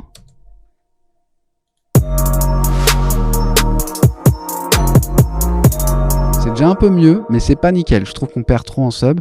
Donc ce qu'on peut faire juste pour laisser passer l'attaque du kick, c'est mettre une attaque un peu plus longue. Par exemple, on la met aux alentours de, je me dis, allez, 60 millisecondes. Ça devrait laisser passer un petit peu plus.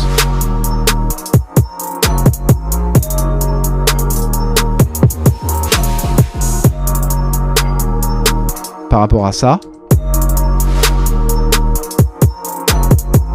alors je préfère 100. C'est le signe que c'est pas bien réglé encore. Donc l'attaque, au lieu de la mettre à 60, je vais la mettre à 125. On va vraiment mettre une attaque lente pour conserver quand même le corps des basses.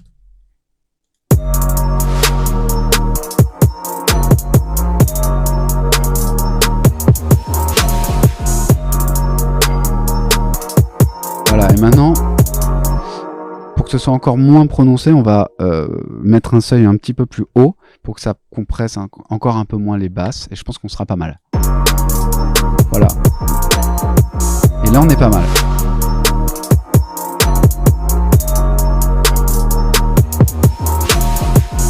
Ouais, maintenant ça me donne l'impression que quand je retire l'équaliseur dynamique, en fait ça devient un peu boomy dans les basses, ça passe, mais c'est un peu plus clean quand je le mets. Donc c'est vraiment, là on est sur du petit réglage de précision, mais c'est vrai que ça aide à avoir un son un peu plus clean qui bave un peu moins dans les basses. Et l'avantage c'est que lui, il va moins écraser notre mix du coup, parce qu'on a libéré un petit peu de basse, et lui il va être content, il va travailler un peu moins.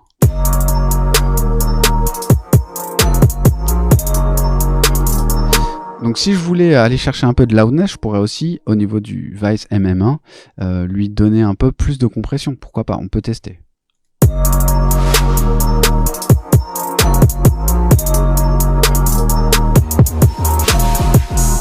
Par rapport à ça. Alors c'est sûr que ça paraît un peu dégraissé quand je le remets à 50, mais à 75 c'est trop. Donc je vais aller un peu entre les deux.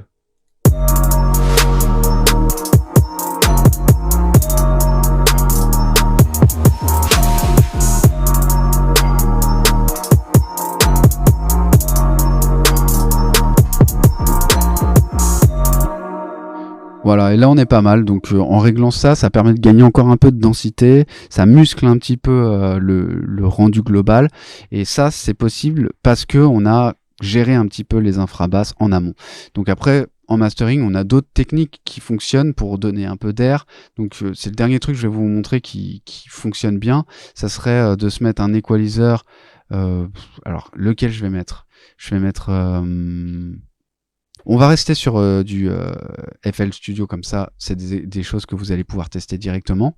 On va se mettre tout en haut, on va se mettre à 20 000 Hz et on va mettre un boost un peu costaud. On va se mettre un boost par exemple à 12 dB, c'est un peu énorme, mais comme vous le voyez, on est tellement dans les aigus que normalement ça va pas faire grand chose, ça va juste ajouter un petit peu d'air.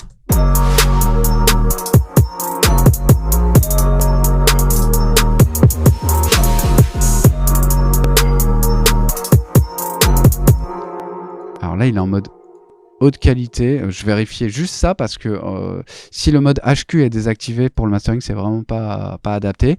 Et là, ce qu'on peut faire, c'est qu'on peut activer aussi le mode phase linéaire. On peut tester. Parfois, pour le mastering, ça sonne mieux.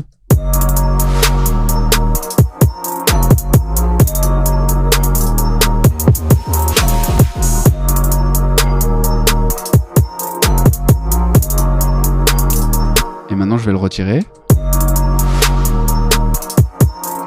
Alors ce que j'entends, c'est que les charlets sonnent un peu moins fort en fait quand je le retire, forcément parce que c'est la partie des charlets, la partie aiguë. Donc quand on booste les aigus, ça permet de booster les charlets. Mais dans certains cas, ça aide à donner de l'air aussi au mix et à le rendre un peu plus spatial, un peu plus aéré. Donc c'est pour ça, n'hésitez pas à tester cette technique. On peut essayer avec un autre plugin, par exemple, je vais prendre vu que j'aime bien les Sonox, on va se prendre un Sonox Equalizer, on va se prendre le Sonox classique en fait, c'est un peu la même chose, hein. On peut le faire directement ici. Ce que je vais faire, c'est que je vais le mettre en mode plateau, de manière à booster vraiment les fréquences aiguës de mon mix. Par exemple, je vais me mettre à 7000 Hz, un truc comme ça.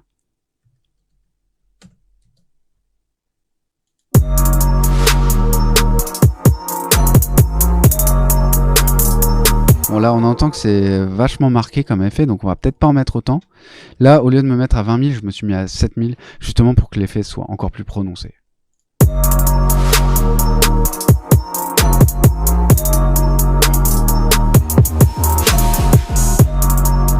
Et effectivement là quand je le retire, ça paraît un peu étouffé.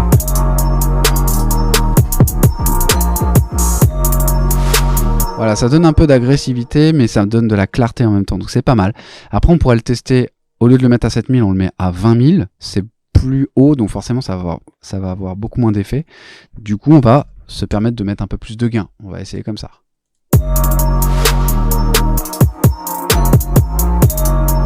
Je vais booster encore plus.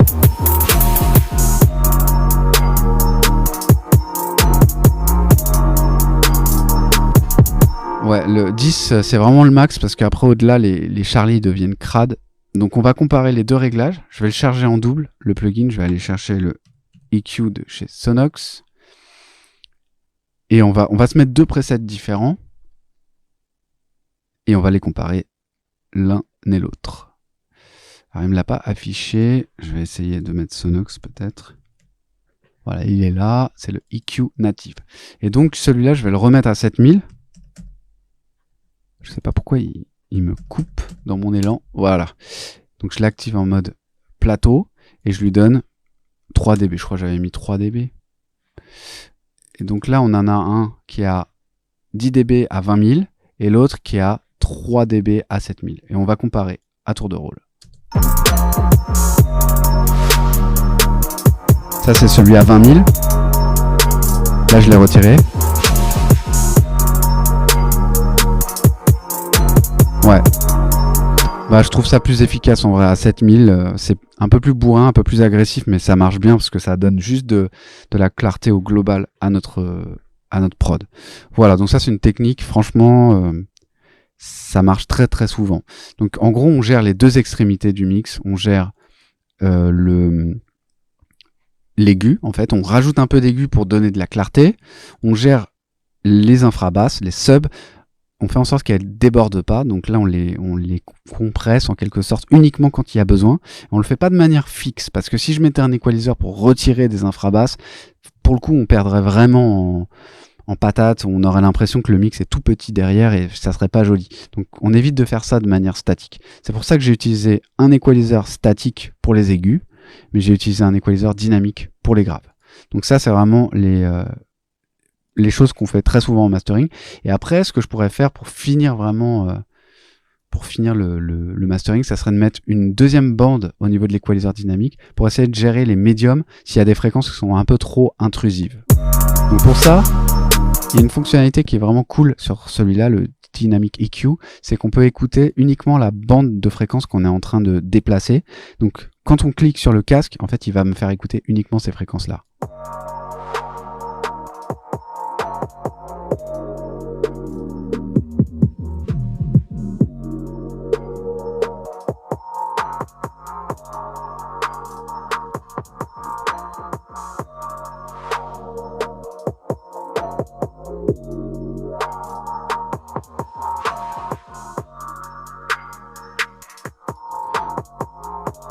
Ouais, là je trouve qu'à 1000 Hz, il y a un petit truc qui a un poil nasillard et qui est pas hyper agréable. C'est léger, mais je me dis que on pourrait se permettre de mettre une petite bosse comme ça vers le bas.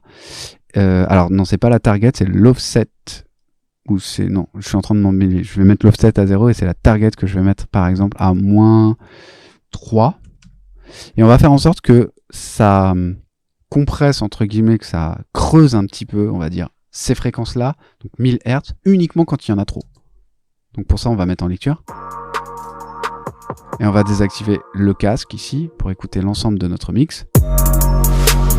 Et là, ça creuse un peu trop, on voit qu'il est tout le temps au max. Donc c'est-à-dire que notre seuil, il est pas bien réglé. Donc au lieu de -30, je vais mettre -20, et on va écouter à nouveau. Voilà, par rapport à...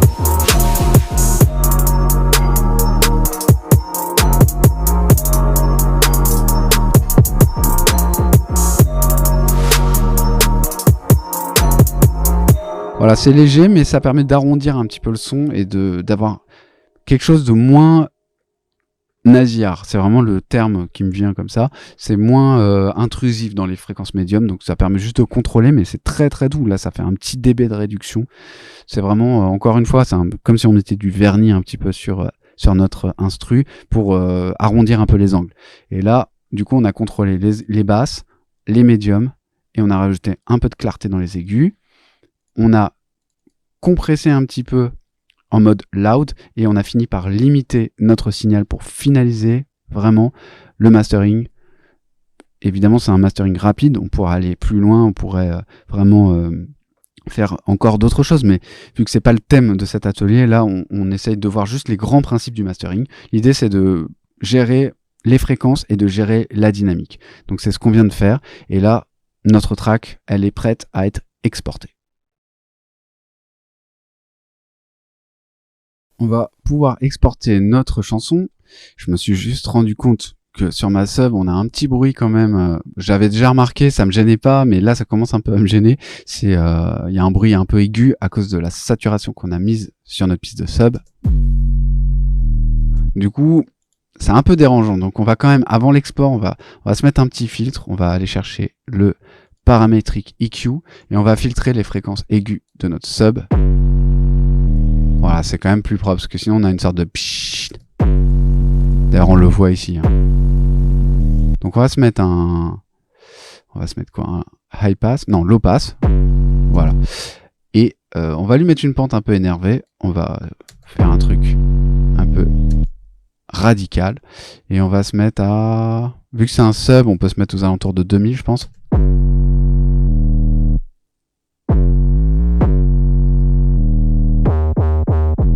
C'est 3000. Ça marche à 3000. Et là à 4000, on recommence à avoir un peu du pchit.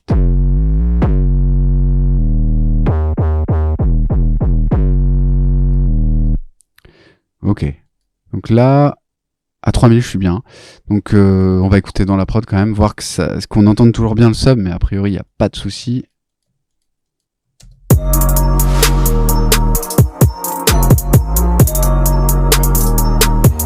rapport à... Ouais, là on entend un...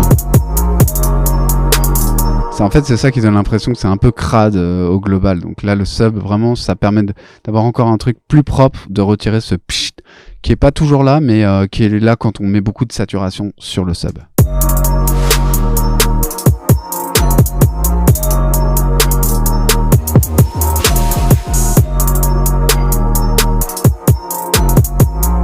Ouais, là c'est nickel, c'est propre. Donc c'est bon, on peut l'exporter. Et donc on va, pour ça, se mettre en mode song, bien sûr, puisqu'on souhaite exporter l'intégralité de notre chanson. Et on va vérifier qu'on n'ait pas de boucle qui soit sélectionnée. On veut vraiment bien tout exporter. Et pour ça, on va aller dans Fichier et on va lui dire File, donc Export et Wave File. Donc on va se le mettre en Wave. On va le mettre dans le dossier. Alors soit on le met dans le dossier dans lequel se situe le projet. Donc on est dans Document, ImageLine, FL Studio, Projet, Beat Trap. Soit on se met sur le bureau. Donc là je vais mettre sur le bureau, je vais l'appeler Beat Trap et je vais faire Save. Et donc à partir de ce moment, il va me demander si je veux exporter toute la chanson ou seulement le pattern en cours. Donc là je suis sur le pattern sub. Donc si je me mets en mode pattern, il va que exporter ça. Ce qui peut être pratique quand vous voulez exporter votre chanson dans un autre logiciel, si vous voulez faire le mix par exemple dans Pro Tools ou ce genre de choses, vous allez pouvoir les exporter comme ça. C'est un peu galère, c'est pas mal de boulot, mais on peut le faire. Il y a plein de manières de faire, mais voilà, je pense que c'est pour ça qu'ils ont prévu le mode pattern. Après, c'est aussi si vous avez fait une petite démo vite fait en 5 minutes et que vous voulez l'envoyer à quelqu'un, vous pouvez exporter uniquement le pattern sur lequel vous bossez. Ça marche aussi, ça permet voilà, de pas se prendre la tête avec une playlist si c'est pas ce qu'on est en train de faire. Sauf que là, on veut bien sûr exporter toute la chanson. Pour la queue, donc le tail, c'est en fait c'est la fin de la reverb à la fin de la chanson. On va bien lui dire de garder la fin, parce que sinon il va couper brutalement à la fin de la chanson et on n'aura pas de marge en fait, et surtout si la chanson après passe dans une playlist, ça va s'enchaîner directement et ça sera pas très joli. Donc là on va bien faire attention de le laisser en mode leave remainder. Ensuite on va lui dire, donc on est sur du wave, on va plutôt se mettre en 24 bits integer, voire en 32 bits float, mais le mieux ça reste le 24 bits integer pour la mettre en ligne, puisque maintenant toutes les plateformes gèrent le 24 bits. Donc quand vous voulez le mettre sur SoundCloud, ça fonctionne en 24 bits. Si vous voulez le mettre sur Spotify via un agrégateur comme DistroKid ou il y a TuneCore aussi, tous ces services ils acceptent le 24 bits. Il y a 10 ans c'était pas le cas, mais aujourd'hui c'est le cas, donc on n'a aucun intérêt d'exporter en 16 bits, honnêtement. 16 bits, c'était le format CD, mais 24 bits, c'est quand même plus permissif, surtout si derrière, il y a besoin de retravailler la track, de la remixer, ce genre de choses. Donc, on va quand même privilégier ce mode 24 bits. On va rester en stéréo. Et là, vu qu'on est en Wave, en fait, on a un fichier qui est sans perte, donc qui est non compressé. Après, si vous voulez exporter un MP3, vous pouvez le faire également. Ça vous permettra d'avoir deux versions de votre fichier. Il y aura une version sans perte et une version compressée en MP3 qui vous permettra éventuellement de partager votre chanson aussi par mail si vous voulez l'envoyer par mail. Mais faites pas l'erreur de mettre en ligne un MP3 sur SoundCloud ou sur YouTube ou sur Spotify, Deezer, etc. Parce que si vous mettez un fichier MP3, le problème c'est qu'il va être décodé par la plateforme, il va être transformé en Wave et ensuite il va être à nouveau transformé en MP3 ou en OGG ou en FLAC, enfin tous les autres formats qui sont utilisés, mais il va y avoir un aller-retour qui va provoquer une perte de qualité assez notable. Donc si vous voulez éviter ça, vraiment pensez à toujours mettre en ligne du Wave. Le seul but du MP3 c'est de le partager par mail ou sur une clé USB si vous voulez que le fichier soit pas trop volumineux. Voilà, c'est le seul but. Et je vous conseille de le mettre en MP3 320, donc de mettre la jauge ici à fond à droite, parce que aujourd'hui, franchement, les clés USB ça coûte pas cher. Franchement, on a des bonnes connexions souvent.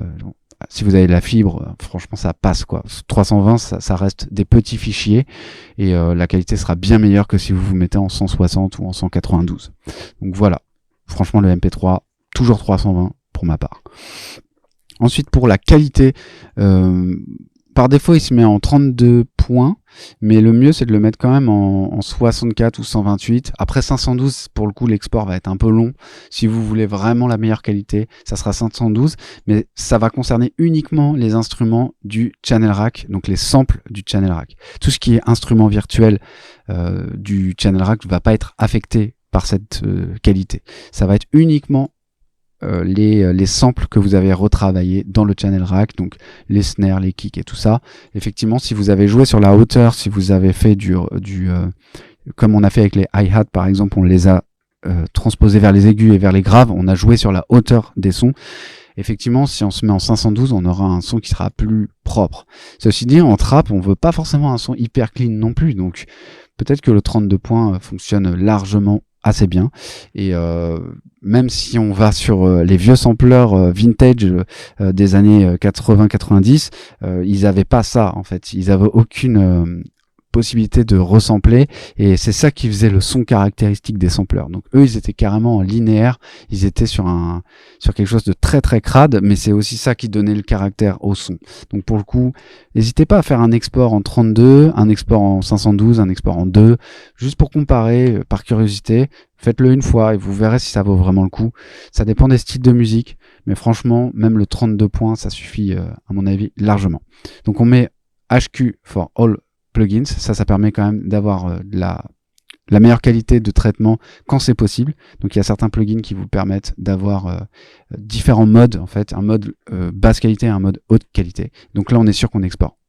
On exporte en haute qualité. Pareil pour la polyphonie maximum, on la désactive parce que on veut être sûr que toutes les notes sont jouées au niveau des instruments MIDI. On va activer aussi le dithering.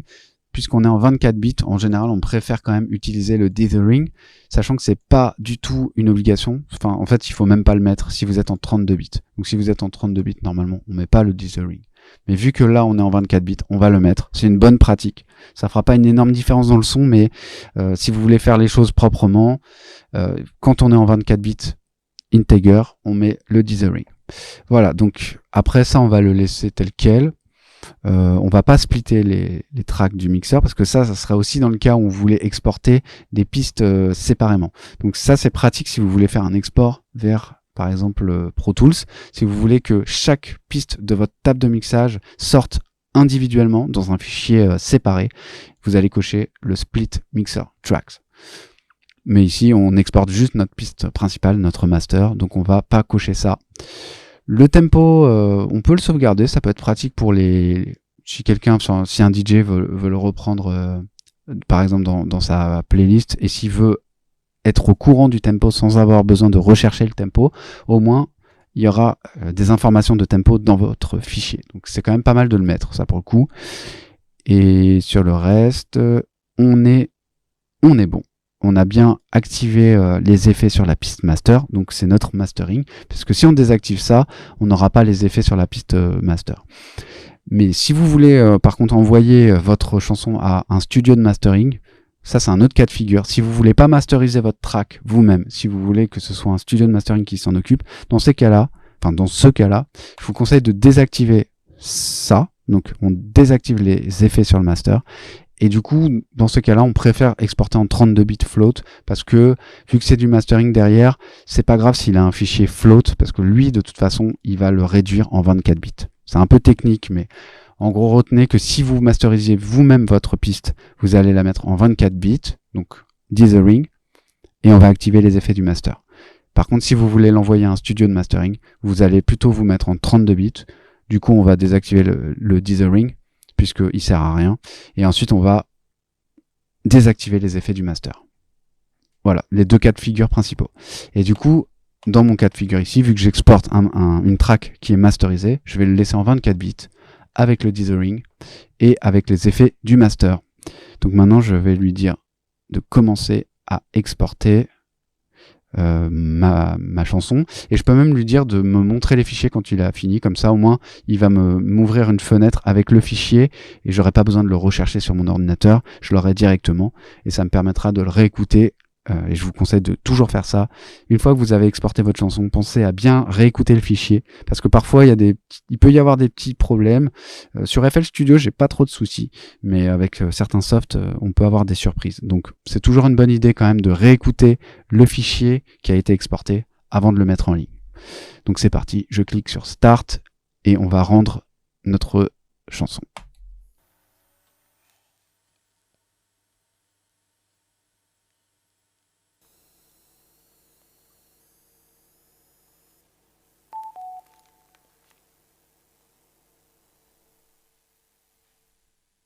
Donc là, on voit qu'il nous a mis 2 fichiers sur le bureau. On a un fichier qui fait 23,3 MO. Et si on lui demande de montrer les options, il va me dire que c'est du Wave. Donc c'est bien le fichier haute qualité. Et on a un autre fichier qui s'appelle aussi BitTrap. Mais on voit que celui-là, il fait seulement 3,52 MO. Donc il est beaucoup plus petit. Et si on lui demande de me montrer les options, il me dit que c'est bien un fichier MP3. Donc on a bien nos 2 fichiers. Un qui peut être partagé par mail et un pour les plateformes de streaming. On arrive à la fin de cet atelier sur la trappe et j'espère que vous avez appris des choses. Je pense qu'on a couvert la plupart des sujets qui sont importants pour ce style, mais n'hésitez pas bien sûr si vous avez des remarques ou des suggestions à me les laisser en commentaire sur la formation, notamment si vous avez peut-être d'autres idées de sujets, ou si vous voulez que je pousse un peu plus loin sur la trappe, puisque là j'ai une chanson qui est quand même très courte, hein, elle fait que 1 minute 30 en fait, on voit ici. Donc si vous voulez peut-être aller plus loin, si vous voulez qu'on voit pour des voix aussi, parce que là on est vraiment que sur de l'instru pur, on aurait pu voir un petit peu comment on peut traiter des voix aussi dans ce contexte. C'était pas le sujet de cet atelier, mais voilà, si ça vous intéresse, n'hésitez pas à me le dire. C'est toujours un plaisir vraiment pour moi de lire vos retours et de continuer à vous proposer du contenu sur Eleform. Donc j'espère vous recroiser très vite. Donc c'était Brice Sommen et c'est toujours un plaisir pour moi. Je vous dis à très bientôt. Ciao!